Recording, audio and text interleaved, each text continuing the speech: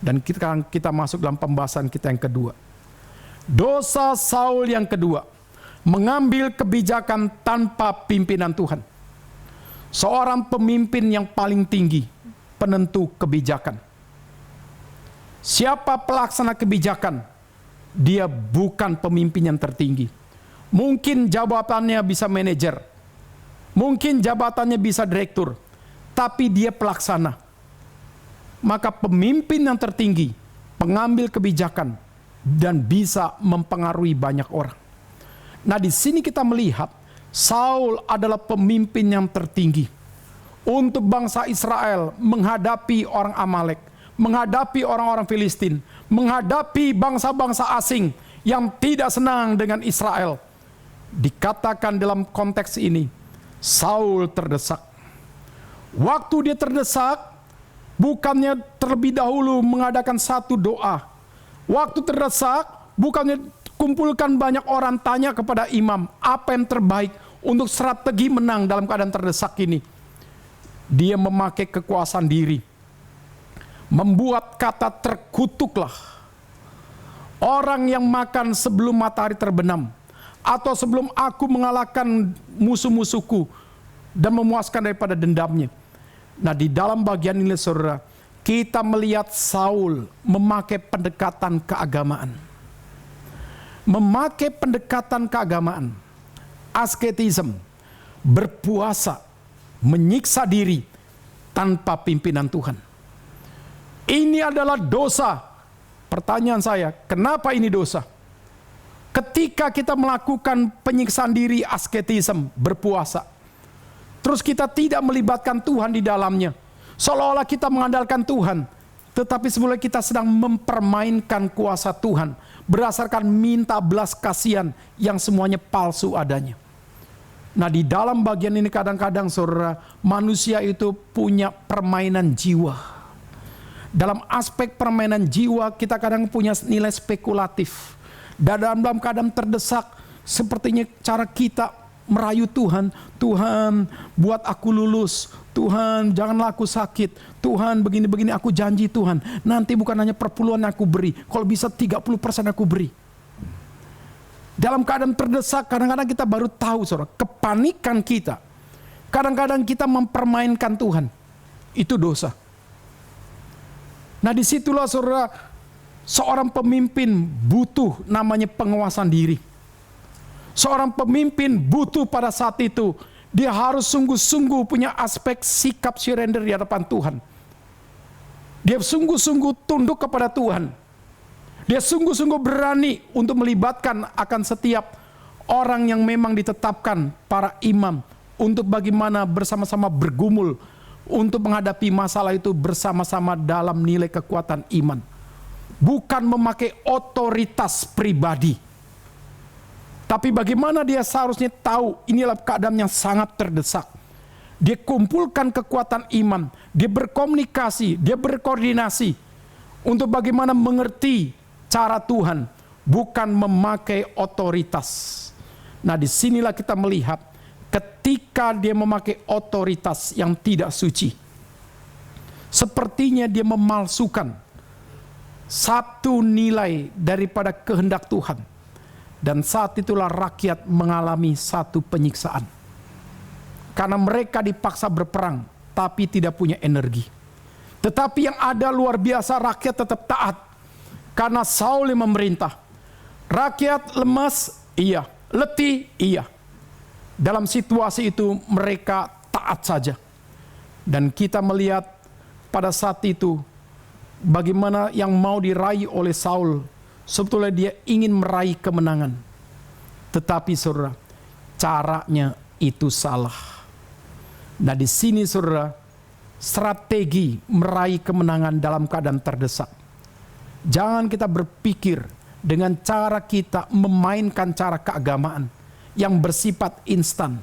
Saya ulangi, memainkan cara keagamaan yang bersifat instan, seolah minta belas kasihan Tuhan, saat itu justru menyedihkan hati Tuhan dan menyiksa rakyat. Nah, di sini kembali lagi saudara, kenapa Saul melakukan ini? Karena Saul tidak pernah terlatih hidup dalam kesulitan. Saul tidak pernah terlatih bagaimana dia menghidupi akan dirinya menghadapi tantangan yang besar, menghadapi akan setiap nilai problema yang besar, tidak pernah terlatih. Nah, disinilah kita bersyukur, saudara. Jikalau kita boleh sungguh diizinkan Tuhan bisa mengalami banyak ujian, banyak pencobaan. Kita diizinkan boleh merangkak dari bawah sampai ke atas. Dan tapi kalau sudah sampai di atas pun kita tidak boleh melupakan akan penyertaan Tuhan. Sehingga dalam bagian inilah saudara kita harus belajar bahwa pemerasan Tuhan untuk diri kita ada aspek squeeze. Cara Tuhan mendidik kita melalui keluarga kita. Cara Tuhan mendidik kita melalui pendidikan. Cara Tuhan mendidik kita melalui nilai pekerjaan. Jikalau kita sedang dididik taat. Tetapi kalau engkau sudah bisa melewati semua itu bersama dengan Tuhan, itu namanya pembelajaran iman. Sehingga di dalam bagian itu kita belajar bahwa Tuhan tidak pernah tinggal diam ketika melihat anak-anaknya menghadapi akan setiap ujian atau pencobaan. Di dalam bagian ini, Saul tidak kuat daripada mentalnya. Saul lemah perasaannya. Maka dia mempermainkan pendekatan agama. Sebetulnya hatinya takut akan Tuhan. Dia memainkan cara berpuasa. Sebetulnya dia tidak punya hati yang sungguh-sungguh percaya Allah itu besar. Ini adalah pemalsuan rohani. Jadi dalam bagian inilah saudara kita belajar bagaimana strategi meraih kemenangan. Bukan cara cari jalan instan. Bukan cara jalan instan. Bukan cara mengandalkan manusia, bukan cara mengandalkan hal-hal duniawi. Yang terlebih dahulu adalah kita berani bersekutu secara pribadi dengan Tuhan. Kita berani bersekutu secara tim untuk sungguh-sungguh mau mengerti kehendak Tuhan. Walaupun secara manusiawi keadaan terdesak, tapi saat itulah kita diajar untuk melihat Tuhan yang besar, bukan melihat manusia-manusia yang begitu banyak yang akan bisa membunuh kita. Nah, di sini kita belajar mata seorang pemimpin adalah mata visioner rohani untuk melihat Tuhan. Bukan mata yang bersifat perasaan yang akhirnya semua dipengaruhi dengan mata duniawi melihat tentara Filistin yang begitu sangat banyak. Adalah mata visioner untuk melihat Tuhan dalam keadaan terdesak, untuk melihat akan setiap janji dan penyertaannya. Itu dibutuhkan oleh setiap pemimpin. Kenapa pemimpin lebih baik laki-laki bukan wanita? Karena Tuhan sudah memberikan rasio yang kuat untuk laki-laki. Tuhan sudah memberikan wibawa yang kuat untuk laki-laki dalam berpikir futuris. Di sini kita melihat Saul seperti kewanita-wanitaan. Selalu memainkan perasaan lebih kuat daripada rasio. Tidak melihat jiwa visioner ke depan akan pimpinan Tuhan, penyertaan Tuhan. Yang dia lihat adalah masalah perasaan. Dia dilihat masalah indera, masalah indera, masalah indera. Tidak salah Tuhan memberikan kita fungsi indera mata kita. Fungsi daripada telinga kita dan lain-lain. Tidak salah kita memiliki panca indera. Tetapi saudara, semua bisa nilai relatif. Semua bisa bernilai sesuatu yang subjektif. Karena kita tidak melihat esensi di balik itu, Tuhan sedang merancang apa. Nah, disinilah bukan berarti saya menghina akan setiap wanita pasti tidak punya fungsi visioner, fungsi futuris, bisa. Tetapi yang lebih kuat dalam nilai ordo daripada setiap pernikahan, memang laki-laki leadership, perempuan itu adalah follower. Laki-laki adalah yang memimpin, perempuan yang mendukung seluruh kepemimpinan itu. Jangan dibalik. Perempuan jadi leadership, laki-laki dipaksa untuk jadi apa? Follower. Kalau gitu nggak usah nikah. Itu namanya penjajahan. Ya. Jadi dalam bagian inilah saudara kembali lagi dalam firman. Saul tidak punya kajian yang kuat secara nilai ilmu perang. Saul tidak punya strategi yang kuat dalam nilai membangun peperangan secara nilai komprehensif. Karena dia tidak pernah terlatih. Kerja sama tim tidak pernah terlatih. Hanya mengandalkan otoritas dia pemimpin. dan memakai keagamaan, seolah-olah minta belas kasihan Tuhan, pelan hatinya jauh daripada Tuhan. Nah, di sini kita melihat apa yang terjadi. Sebetulnya Saul memakai pendekatan berpuasa, hatinya itu jauh dari Tuhan. Kenapa hatinya jauh daripada Tuhan? Dia memakai ancaman. Siapa yang melanggar, terkutuklah orang. Itu. Sekarang saya tanya, saudara. Bolehkah kita menyuruh, tetapi saat itu kita pakai lagi hukuman daripada kita, kata terkutuklah dengan ancaman. Seorang pemimpin, ketika dia mengambil kebijakan atas nama Tuhan, tidak boleh disertai dengan ancaman. Kenapa? Hukuman itu milik Tuhan. Penghakiman itu milik Tuhan. Maka ketika kita membuat satu ketetapan nilai disiplin di rumah untuk anak-anak kita, kita beritahu melanggar 1, 2, 3. Ketika umur tertentu baru kita akan kasih hukuman. Itu boleh. Tetapi kita ada periode melanggar sampai lebih 3 kali. Dan hukuman pun bukan memuaskan untuk kita punya emosi. Dan pasti kita punya hukuman yang wajar-wajar menurut Amsal. Kita boleh pukul, boleh. Ya. Itu bagiannya bukan untuk menyiksa anak, untuk dia sadar dia sudah melanggar. Tapi kalau hukuman secara hati nurani, hukuman secara hidup, hukuman secara masa depan seorang, hukuman secara nilai totalitas seorang, itu adalah milik Tuhan. Karena penghakim yang paling sejati, penghukum yang paling sejati adalah Tuhan itu sendiri. Tapi pertanyaannya Pak Tumpa, kenapa gereja harus buat disiplin gereja?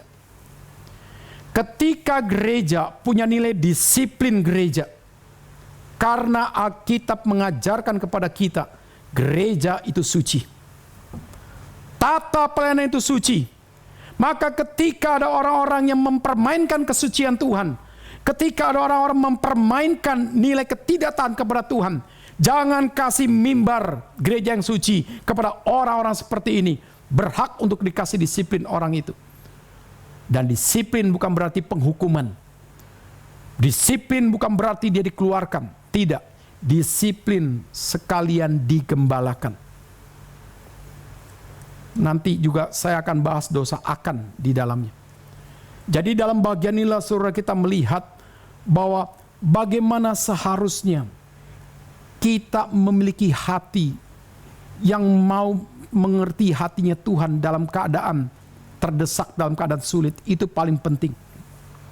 Bukan memakai cara Tuhan, memanipulasi pendekatan rohani. Sebetulnya hatinya jauh daripada Tuhan. Itu adalah Saul. Jadi dalam bagian inilah saudara kita melihat dia memakai cara itu. Nah, di dalam bagian itu kita lihat ketika Yonatan dengan pasukan sudah ada di hutan, berjalan, mengalami kelelahan, dan sudah letih. Dan saat itu Yonatan, dia tahu ada madu batu atau madu tanah. Dia ambil dengan tongkatnya, setelah itu madunya dari tongkat dia cicipi. Dan dia merasa matanya terang. Dan para rakyat prajuritnya berkata, ayahmu sudah menetapkan satu sumpah, bahwa tidak boleh makan, tidak boleh minum, sampai matahari terbenam, sampai musuh dikalahkan. Siapa yang melakukan itu, terkutuklah orang itu. Yonatan mengatakan, ayahku sudah mencelakakan negeri ini. Coba bayangkan, anak bisa mengkaji, keputusan ayahku sudah menyulitkan daripada negeri ini. Kenapa, Sur? Karena tidak berkaitan dengan nilai yang benar. Jadi dalam bagian ini kita lihat Yonatan lebih peka akan pimpinan Tuhan daripada ayahnya. Dan dalam bagian itu dikatakan, ayahku bersumpah, dan aku sekarang makan, mataku menjadi terang. Terkutuklah ayahku yang mengambil keputusan ini. Tetapi pada saat itu kita lihat, rakyat tidak mengumpat daripada Yonatan. Dan saat itu pertanyaannya, berani gak rakyat mau mencicipi madu? Seandainya Yonatan kasih, misalnya, cicipilah, Nggak apa-apa, aku yang jamin. Lihatlah mataku terang, kekuatanku dipulihkan. Ayo cicipi. Seandainya Yonatan kasih, rakyat mau makan nggak? Minum nggak? Cicipi tidak? Tidak berani. Kenapa? Taat akan Saul. Tapi apa yang membuat mereka tetap berani perang? Karena taat. Letih? Iya. Maka kita lihat, di dalam diskusi itu pada waktu selesai, mereka tidak menganggap Yonatan melanggar dosa. Dan dikatakan harusnya kan dibunuh kan. Rakyat pun tidak membunuh. Setelah itu selesai diskusi itu. Yonatan melakukan misi harus perang dengan Filistin. Di Mikas sampai di Ayalon. Dan dikatakan oleh firman, tim yang dipimpin oleh Yonatan mengalahkan orang-orang Filistin dari Mikas sampai Ayalon. Ini luar biasa. Berarti ini tanda adanya penyertaan Tuhan. Ada pimpinan Tuhan. Sehingga dikatakan setelah dikalahkan orang Filistin, rakyat prajurit yang kelaparan, setelah itu mengambil daripada kambing lembu. Dalam keadaan lapar mereka potong. Nggak perlu dimasak lagi. Seperti mereka tanda kutip, pemakan daging yang begitu sangat lahap. Mereka makan dengan darah-darahnya. Kenapa? Keadaan-keadaan lapar. Setelah itu dilaporkan kepada Saul bahwa tentara yang dipimpin oleh Yonatan sudah menghadapi suatu peperangan yang akhirnya mereka menangkan. Tapi dilaporkan juga rakyat menjadi beringas, makan daging dengan darahnya. Saul marah. Saul bilang, panggil mereka semua di sini. Bawa semua daging itu, kita kelola, kita makan di sini sama-sama. Tidak boleh lakukan itu. Dan saat itu saudara sudah mendengar itu, dia gembira. Semua sudah kumpul. Dan Saul bertanya, sekarang waktunya istirahat. Tetapi istirahat untuk pemulihan, untuk perang lagi. Maka Saul bertanya, bagaimana cara dia bertanya? Buat mezbah bagi Tuhan. Ini adalah langkah kemajuan. Buat mezbah bagi Tuhan. Dan saat itulah imam ditanya, apakah nanti setelah ini kami boleh berperang lagi? Menyisir daripada orang Filistin, menjarah sampai fajar, supaya kami menyatakan kemenangan. Imam katakan, tunggu daripada semua suara daripada Tuhan. Dan ternyata dia mendesak, imam tidak mengatakan ada pimpinan Tuhan. Dan Tuhan tidak berbicara. Dan Saul memakai alibi. Ada dosa apa? Ya, ada dosa apa? Saya tanya, itu dosa? Dia yang membuat ketetapan, dia membuat satu keputusan, itu dosa. Sebetulnya dosanya di siapa? Di Yonatan atau di Saul? Di Saul. Nah, disinilah saudara problem. Pemimpin tidak tahu, keputusannya kelihatannya baik, sebetulnya mengandung dosa. Jadi kebutaan rohani daripada Saul pada saat itu, sungguh-sungguh seperti kita melihat seseorang yang tidak sungguh-sungguh punya satu nilai kesalehan. Dia mengatakan ada dosa apa, tetapi dosanya adalah dirinya. Sehingga dia kembali lagi melakukan kebiasaan daripada orang Israel, bikin Urim Tumim. Oke, Urim. Ini aku, ini Yonatan. Kalau dosanya kena Yonatan, dia harus mati. Maka dilemparlah Urim itu. Ternyata selalu ke Yonatan. Selalu ke Yonatan. Sampai akhirnya ditanya, apa yang kau lakukan? Yonatan bilang, aku mencicipi madu di hutan. Dan aku siap mati, ayah. Dan ayah mengatakan, engkau memang harus mati. Dalam kondisi seperti itu, rakyat berkata, sehelai rambut pun dari Yonatan jangan ada yang terjatuh. Kenapa? Karena rakyat bersaksi, dia adalah pahlawan. Walaupun dia sudah mencicipi madu, dia terbukti dapat penyertaan Tuhan, mengalahkan bangsa Filistin dari Mikas sampai Ayalon. Dia adalah pahlawan. Dia disertai Tuhan, dia tidak berdosa. Hal ini saudara, tidak bisa dilawan oleh Saul, keputusan rakyat pada saat itu. Dan dia pun akhirnya harus melanggar semua sumpah palsunya. Alkitab dalam Matius 5 ayat 33-37 mengingatkan kita dari khotbah Yesus. Jangan bersumpah palsu. Dalam konteks perjanjian lama, jangan bernasar. Jangan berjanji-janji yang palsu.